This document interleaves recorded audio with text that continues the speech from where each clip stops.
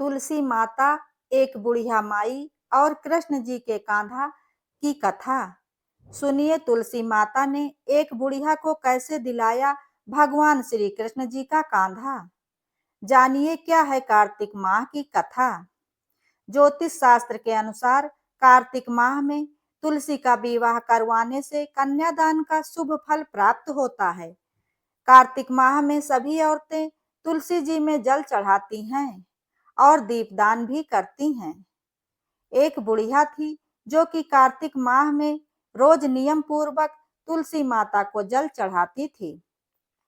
और जब वह प्रतिदिन तुलसी माता को जल चढ़ाती थी, तब हर रोज वह तुलसी माता से कहती थी कि हे तुलसी माता, सत्य की दाता, मैं तेरा बिरवा सींचती हूँ। मुझे बहू दे, पीले रंग की धोती दे, मीठा ग्रास दे, बैकुंठ में वास दे, अच्छी मौत दे, चंदन का खाट दे, अच्छा राज दे, खाने को दाल भात दे और 11 एकादशी के दिन कृष्ण जी का कांधा दे। बुढ़िया माँ की ये बातें सुनकर तुलसी माता सूखने लगी थी। तुलसी माता को यूं सूखते देखकर एक बार भगवान श्री कृष्ण जी ने तुलसी माता से पूछा कि तुलसी, तुम दिन प्रतिदिन सूखती क्यों जा रही हो।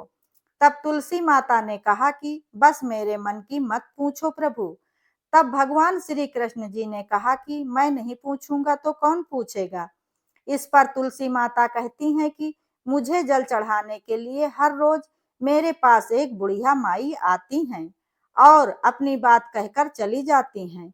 मैं उनकी सभी बातें पूरी कर दूंगी, लेकिन कृष्ण जी का कांधा कहाँ से लाऊं। तुलसी माता की बातें सुनकर के भगवान श्री कृष्ण जी बोले कि वो मरेगी तो मैं स्वयं ही उसको कांधा देने आऊंगा। यह मेरा वचन है तुमसे। तुम बुढ़िया माई से ये बात कहकर कह देना। इसके बाद बुढ़िया मर गई। बुढ़िया के मरने पर सारा गांव इकट्ठा हो गया और उसका अंतिम संस्कार करने के लिए सभी लोग मिलकर उसे उठाने लगे। लेकिन वह बुढ़िया माई तो बहुत ही ज्यादा भारी हो गई थी, जिससे उसकी अर्थी टस से मस नहीं हो पा रही थी। ये सब देखकर वहां पर मौजूद सभी लोग बोले कि ये तो बहुत संस्कारी थी, बहुत पूजा पाठ करती थी, कोई पाप भी नहीं किया था इसने, फिर इतनी भारी कैसे हो गई। ठीक उसी समय बूढ़े ब्राह्मण के भेष में भगवान श्री कृष्ण जी वहां पर प्रकट हुए और कहने लगे कि ये इतनी भीड़ किस लिए है। तब गांव वाले बोले कि हे साधु महात्मा, ये एक बुढ़िया मर गई है और ये इतनी पापी थी कि इसकी अर्थी इतने सारे लोग मिलकर भी नहीं उठा पा रहे हैं। ये पापिन इतनी भारी हो गई है कि समझ में नहीं आ रहा है कि अब करें तो क्या करें। भगवान बोले कि मुझे इसके कान में कुछ कहने दो, फिर इसकी अर्थी उठ जाएगी।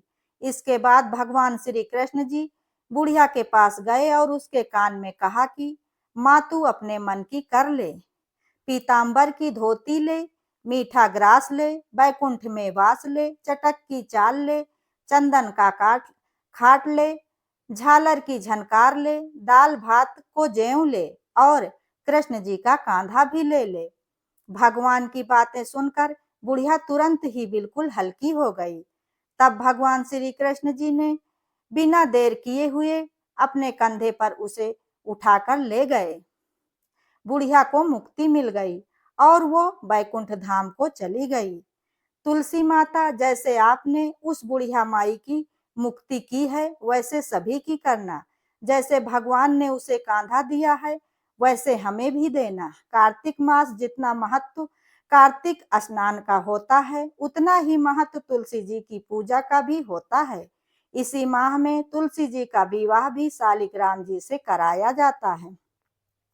ज्योतिष शास्त्र के अनुसार जिस व्यक्ति को कन्या संतान नहीं होती है, वो लोग अगर कन्यादान का शुभ फल प्राप्त करना चाहते हैं तो कार्तिक मास की एकादशी से द्वादशी तिथि को पंडित जी को बुलाकर पूरे विधि विधान से तुलसी जी का विवाह शालिग्राम जी से करा के और कार्तिक पूर्णिमा के दिन तुलसी माता की विदाई करके कन्यादान का संपूर्ण और शुभ फल प्राप्त कर सकते हैं।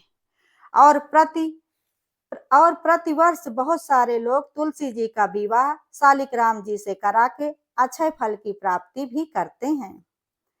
दोस्तों, अगर आप लोगों को ये तुलसी माता की छोटी सी कथा पसंद आई हो तो वीडियो को लाइक, शेयर, कमेंट जरूर करें और ऐसी ही ज्ञानवर्धक और धार्मिक धार्मिक जानकारियों एवं कथा कहानियों के लिए चैनल को सब्सक्राइब करें।